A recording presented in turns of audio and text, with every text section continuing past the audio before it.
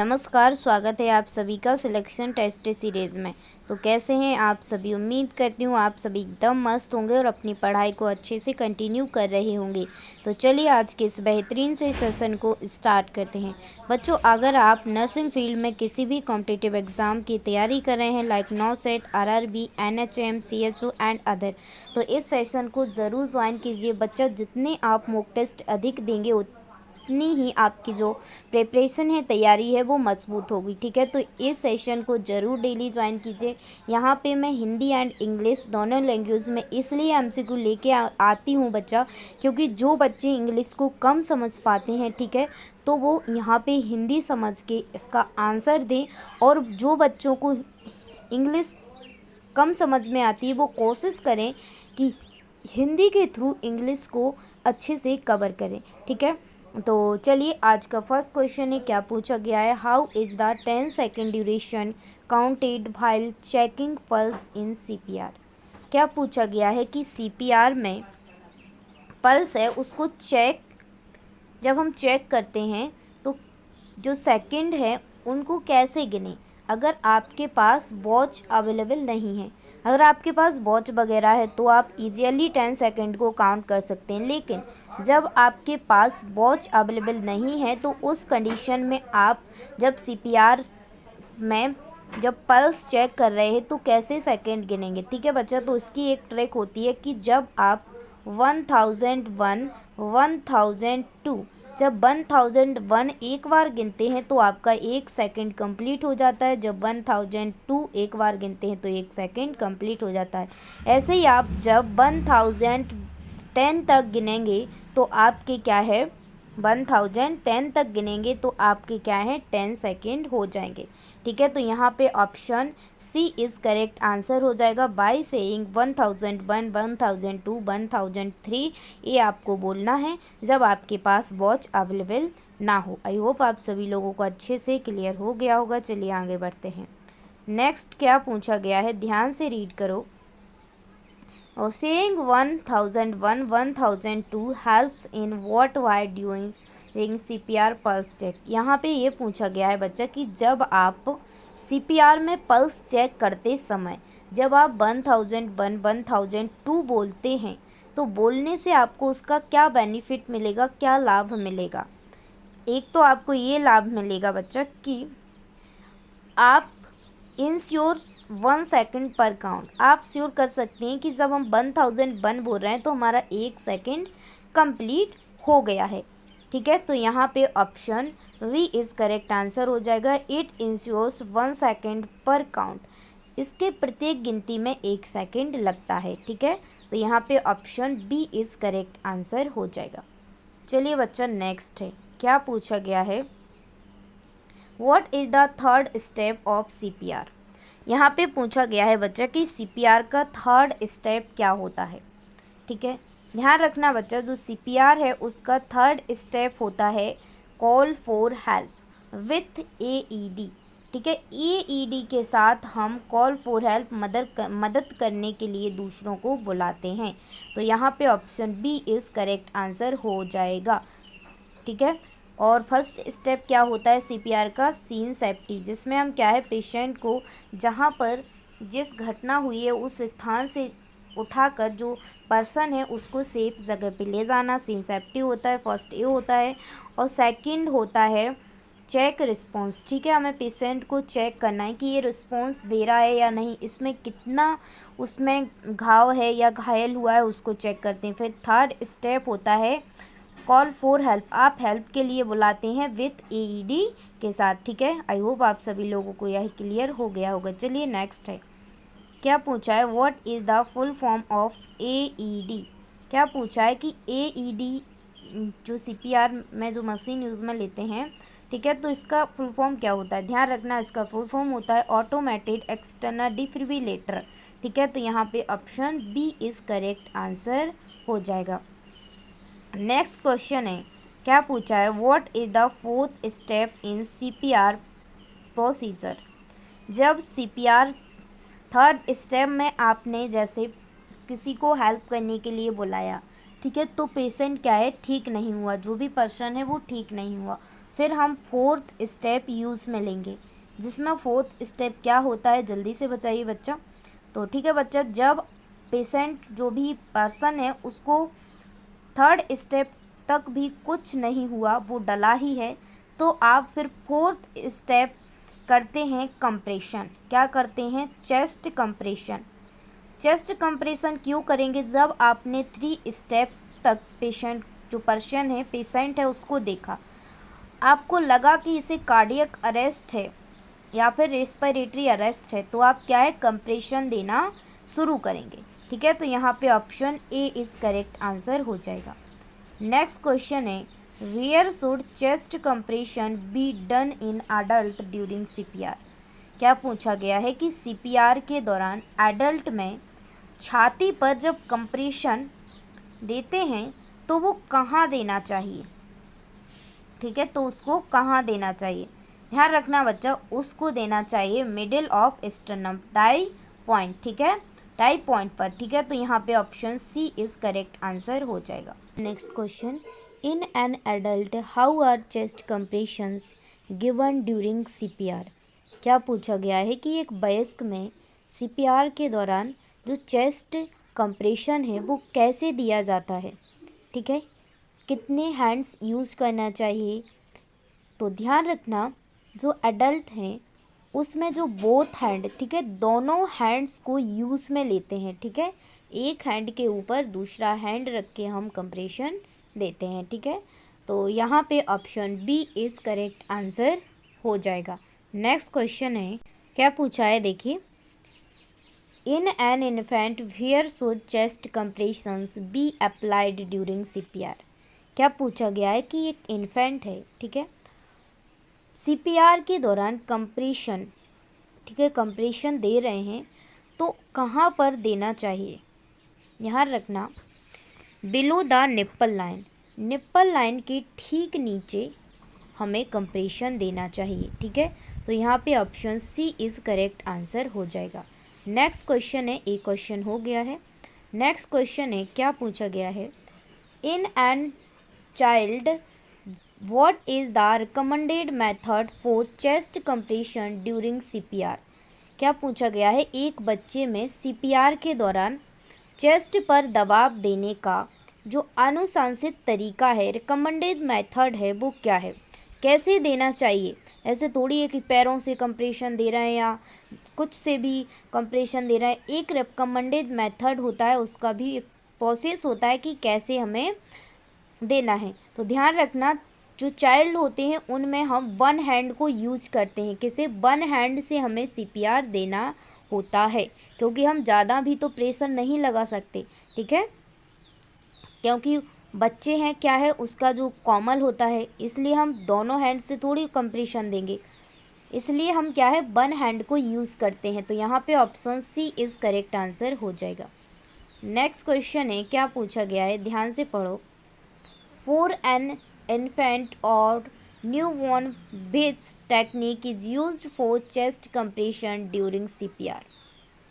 यहाँ पे क्या पूछा गया है कि इन्फेंट और न्यूबॉर्न में, ठीक है, जो सीपीआर के दौरान जो टेक्निक यूज़ में लेते हैं, ठीक है, वो कौन सी है, कैसे हम न्यूबॉर्न और इन्फेंट के अंदर सीपीआर देते समय कितने हैंड्स या कितनी फिंगर्स का यूज़ करते हैं। ध्यान रखना, जब हम इन्फेंट या फिर न्यूबॉर्न में कंप्रेशन देते हैं, ध्यान रखना आप 2 थंब या फिर 2 फिंगर्स का यूज़ करना ओनली। ठीक है, तो यहाँ पे option C is correct answer हो जाएगा। ठीक है, आई होप आप सभी लोगों को क्लियर हो गया होगा। नेक्स्ट क्वेश्चन है, क्या पूछा है आपकी स्क्रीन पर, what is the compression to breath ratio in adults during CPR with 1 और 2 रेस्क्यूर्स। क्या पूछा है यहाँ पे कि रेस्क्यूर का मतलब होता है जो बचा रहा है। ठीक है, ये बचाने वाला बड़ा खुश है कि मैं बचा लूँगा, और यहाँ पे जो मरा है, घिसटा पड़ा हुआ है, ठीक है, इसको इसे बचाना है। तो यहाँ पे पूछा गया है कि मान लो इसको कार्डियक अरेस्ट आया है, जो डला है, तो अब इसको क्या है, सीपीआर देना है, कंप्रेशन देना है। तो कितने कंप्रेशन के बाद ए क्या है, कितने कंप्रेशन के बाद ये ब्रीथ देगा, तो उसी का रेशियो बताना है।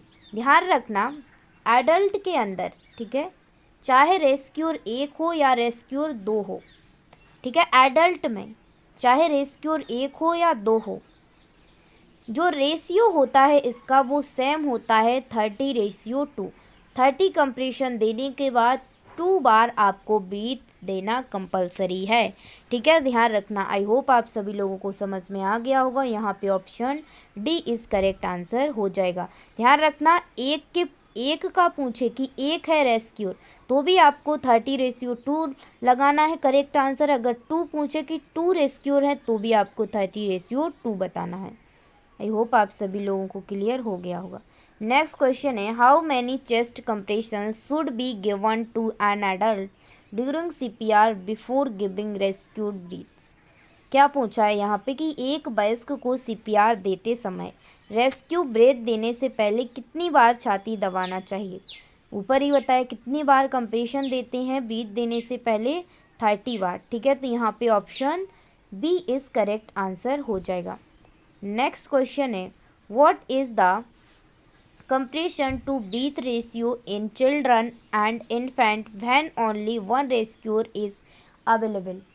ठीक है, क्या पूछा गया है कि जब बच्चे को CPR दिया जा रहा है और केवल एक रेस्क्यूर मौजूद है तब कंप्रेशन और ब्रीथ का अनुपात क्या होगा।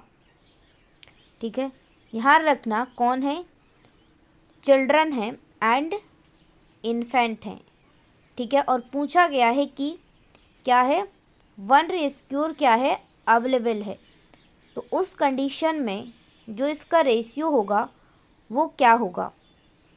ठीक है, ध्यान रखना इसमें चेंज होता है। अगर रेस्क्यूर 1 है तो इसका रेशियो होगा 30:2।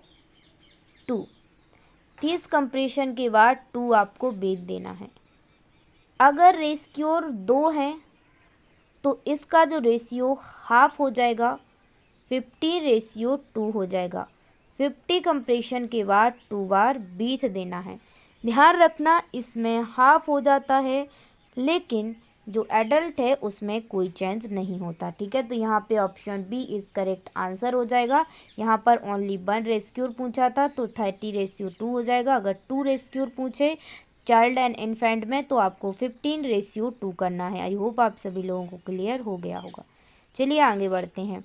नेक्स्ट क्वेश्चन है, क्या पूछा है, what is the compression to breath ratio in children and infant when 2 rescuers are available.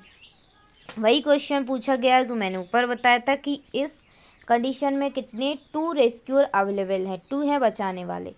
ठीक है, तो इसका जो रेशियो है वो कितना होगा, ध्यान रखना हाफ हो जाएगा, 15:2, तो यहाँ पे option C is correct answer हो जाएगा।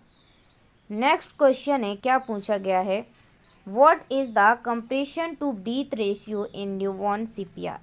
क्या पूछा गया है कि न्यूबॉर्न को CPR देते टाइम जो कंप्रेशन और ब्रीथ का रेशियो कितना होता है। ध्यान रखना जो एक न्यूबॉर्न होता है उसका कंप्रेशन एंड ब्रीथ का रेशियो 3:1। 3 बार कंप्रेशन के बाद थंब से या 2 फिंगर्स से, ठीक है, आपको क्या है 1 बार उसको ब्रीथ देना है। नेक्स्ट क्वेश्चन है, what should be the rate of chest compressions during CPR। क्या पूछा गया है कि CPR के दौरान चेस्ट कंप्रेशन की जो गति है, गति का मतलब है कि आपको किस स्पीड से देना है। ऐसा थोड़ी कि आप 1 मिनट में 1000 कंप्रेशन दे रहे हैं या 1 मिनट में 10 ही कंप्रेशन दे रहे हैं या फिर कम दे रहे हैं या ज़्यादा, नहीं, आपको 1 मिनट के अंदर 100 कंप्रेशन देना कंपलसरी है। ठीक है, तो यहाँ पे ऑप्शन क्या हो जाएगा, सी इज़ करेक्ट आंसर हो जाएगा, 100 कंप्रेशन पर मिनट। नेक्स्ट क्वेश्चन है, क्या पूछा गया है, नेक्स्ट क्वेश्चन आपकी स्क्रीन पर है, what is the ideal chest compression depth for an adult during CPR। अब ये पूछा गया है कि अगर आप कंप्रेशन दे रहे हो, छाती को दबा रहे हो, जो पसलियां हैं रिब्स हैं उनको दबा रहे हैं। तो ऐसा थोड़ी है कि आप पूरे वजन से दबा रहे हैं, नहीं तो इतना दबाव करेंगे कि क्या है हार्ट वार्ट सब हलवा हो जाए। नहीं, आपको क्या है एक सीमित सीमा तक दबाव डालना है। ठीक है, तो कितना, एक एडल्ट के अंदर आपको कितना दबाना है, ध्यान रखना उस पर आपको 2 से 2.5 इंच तक ही आपको डेप्थ करना है। ठीक है, दबाना है। तो यहाँ पे option C is correct answer हो जाएगा। अगर बात की जाए चिल्ड्रन की, किसकी, चिल्ड्रन की, chest compression depth for children during CPR should be. ध्यान रखना अगर चिल्ड्रन में सीपीआर दे रहे हैं तो उसको कितना दबाना है चेस्ट को, 1.5 से 1.5 से 2 इंच, कितना, 2 इंच। तो यहाँ पे option B is correct answer हो जाएगा। अगर बात की जाए इन्फेंट्स की कि इन्फेंट में कितना, ध्यान रखना अगर इन्फेंट की बात की जाए तो आपको what is the correct compression depth for infants in CPR. अगर सीपीआर इन्फेंट में के अंदर दे रहे हैं तो 1.5 इंच तक आपको क्या है दबाना है। ठीक है, तो यहाँ पे option C is correct answer हो जाएगा। नेक्स्ट क्वेश्चन है, अगर बात की जाए what is the ideal compression depth for a newborn during CPR. क्या पूछा है कि अगर न्यूबॉर्न के अंदर हम सीपीआर दे रहे हैं तो उसको कितनी गहराई तक दबाना है। ध्यान रखना उसके लिए आपको 0.5 से 0.75 इंचेस तक ही दबाना है। तो यहाँ पे option B is correct answer हो जाएगा। देखिए यहाँ पे क्या पूछा है, which is the safest mouth opening technique for a suspected spinal injury patient. यहाँ पे ये पूछा गया है कि आपने कंप्रेशन दे दिया, ठीक है, अब आपको क्या है एयरवे चेक करना है कि उसका एयरवे खुला है या नहीं। तो आपको एयरवे चेक करने के लिए क्या है, जो माउथ है उसको तो ओपन करना पड़ेगा कि कुछ फंसा तो नहीं है। तो उसके लिए जो माउथ ओपनिंग टेक्निक है, माउथ खोलने के लिए, तो हमें क्या पूछा है कि रीढ़ की हड्डी की चोट की, अगर आपको पता है कि इस पेशेंट की रीढ़ की हड्डी में चोट है, इंजरी हुई है, उससे बचा जाए और माउथ भी खुल जाए, तो वह कौन सी सेफेस्ट माउथ ओपनिंग टेक्निक है। ध्यान रखना वह है जो थ्रस्ट मैनुअल टेक्निक। ठीक है, जबड़ा उठाने की विधि। आपको क्या करना पड़ता है, जो सिर है ना, सिर वाला, वहाँ पे 2 हैंड ऐसे हथेली के ये हाथ रखना पड़ता है और यहाँ जबड़ा है उसके नीचे की तरफ खींचना पड़ता है। ठीक है, तो माउथ ओपन हो जाता है। तो यहाँ पे option B is correct answer हो जाएगा, जो थ्रस्ट मैनुअल। यहाँ पे क्या पूछा गया है, what is the technique used for removing foreign body obstruction in adults and children. यहाँ पे क्या पूछा गया है, एडल्ट एंड बच्चों में कोई फॉरेन, ठीक है, कोई फॉरेन वस्तु चली गई है मुंह के अंदर, उसे हटाने के लिए कौन सी तकनीक का यूज़ करेंगे। ठीक है, ध्यान रखना उसे हटाने के लिए हम हेमलिच मैनूवर, ठीक है, एब्डोमिनल थ्रस्ट जो टेक्निक होती है उसको यूज़ में लेंगे। ठीक है, तो यहाँ पे option C is correct answer हो जाएगा।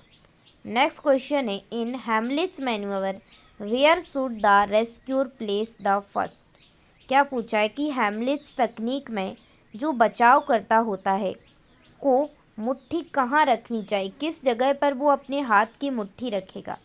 ध्यान रखना below the rib cage and above the navel, पसलियों के नीचे और नाभि के ऊपर आपको अपनी दोनों मुट्ठी बांध के हैंड्स को रखना है। ठीक है, और उसके बाद आपको ऐसे ऊपर की तरफ प्रेशर देना है। ठीक है, तो जिससे कि जो भी मुंह में रखा होगा वो बाहर निकल आएगा। तो यहाँ पे option B is correct answer हो जाएगा। नेक्स्ट क्वेश्चन है, what is the direction of force applied in Heimlich manoeuvre. क्या पूछा है कि हेमलिच तकनीक में किस दिशा में बल लगाया जाता है। ध्यान रखना ऊपर और अंदर की ओर एकदम से झटके। ठीक है, अपवर्ड एंड इनवर्ड जॉक्स। ठीक है, धक्के दिए जाते हैं जिससे जो भी आपके माउथ में होता है वो बाहर निकल आता है। तो यहाँ पे option C is correct answer हो जाएगा।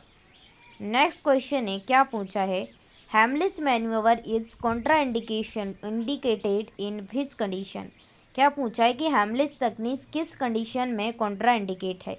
ध्यान रखना, ए किस कंडीशन में है, अगर जो महिला है वो प्रेग्नेंट है और पेशेंट ओबेसिटी है, मोटा है, तो उस कंडीशन में ये टेक्निक कॉन्ट्रा इंडिकेटेड है। नेक्स्ट क्वेश्चन है, in adult CPR how is breath provided. क्या पूछा गया है कि जो वयस्क है, एडल्ट है, उनमें सीपीआर के वक्त ब्रीथ कैसे देते हैं, कैसे प्रोवाइड करेंगे, माउथ टू नोज या फिर माउथ टू माउथ या नोज टू माउथ। ध्यान रखना, जो एडल्ट है उसमें हम breath mouth to mouth with nose pinched, नाक को बंद करके मुंह से मुंह, ठीक है, आपको मुंह से मुंह क्या देना है, उसको ब्रीथ देना है और आपको नाक को बंद कर लेना है, ठीक है। तो यहाँ पे option C is correct answer हो जाएगा। नेक्स्ट क्वेश्चन है, why is mouth to nose and mouth technique used in infant and newborns. क्या पूछा है कि शिशुओं और नवजातों में मुंह से नाक और मुंह दोनों में सांस देने की तकनीक क्यों अपनाई जाती है। इसलिए अपनाई जाती है क्योंकि उनके जो लंग्स होते हैं वो कैसे होते हैं, नाजुक होते हैं और कम दबाव की आवश्यकता होती, इसलिए हम क्या है, माउथ टू नोज उनको क्या है, ब्रीथ देते हैं, ठीक है, नोज टू माउथ, ठीक है, ध्यान रखना। तो यहाँ पे क्या हो जाएगा, option B is correct answer हो जाएगा, ठीक है। नेक्स्ट क्वेश्चन है, what should always be checked after giving rescues breath. क्या पूछा है कि जो रेस्क्यूज है, ठीक है, उसके सांस देने के बाद हमेशा क्या जांचना चाहिए, आपको चेक करना चाहिए कि जो छाती है वो राइज हो रही है नहीं, उठ रही है या नहीं, ठीक है, option C is correct answer हो जाएगा। यहाँ पे आपको चेक करना चाहिए राइज ऑफ चेस्ट, छाती उठ रही है या नहीं। नेक्स्ट क्वेश्चन है, what is the ideal rate of rescue breathing in adults during CPR. क्या पूछा है कि सीपीआर के दौरान एडल्ट में जीवन रक्षक सांस देने की आदर्श दर क्या है, आपको जो ब्रीथ है वो कितने मिनट में कितनी देनी चाहिए, तो आपको 10 से 12 ब्रीथ पर मिनट में देना चाहिए, ठीक है। तो यहाँ पे option B is correct answer हो जाएगा कि 10 से 12 ब्रीथ आपको 1 मिनट में देना है। क्या पूछा है, what is the most common complication of CPR. क्या पूछा है कि सीपीआर का मोस्ट कॉमन कॉम्प्लिकेशन क्या है। मोस्ट कॉमन कॉम्प्लिकेशन सीपीआर का है कि आपकी जो रिब है वो क्या हो जाएंगी, फ्रैक्चर हो जाएंगी, ठीक है। तो यहाँ पे option B is correct answer हो जाएगा। नेक्स्ट क्वेश्चन है, इस क्वेश्चन को ध्यान से पढ़ो और इसका जवाब आपको कमेंट बॉक्स में देना है। तो आज का सेशन कैसा लगा कमेंट में ज़रूर बताएं। अगर वीडियो अच्छा लगा तो चैनल को लाइक शेयर सब्सक्राइब जरूर करो। मिलेंगे नेक्स्ट सेशन में, तब तक के लिए जय हिंद, जय भारत, वंदे मातरम। इस क्वेश्चन का जवाब जरूर देना।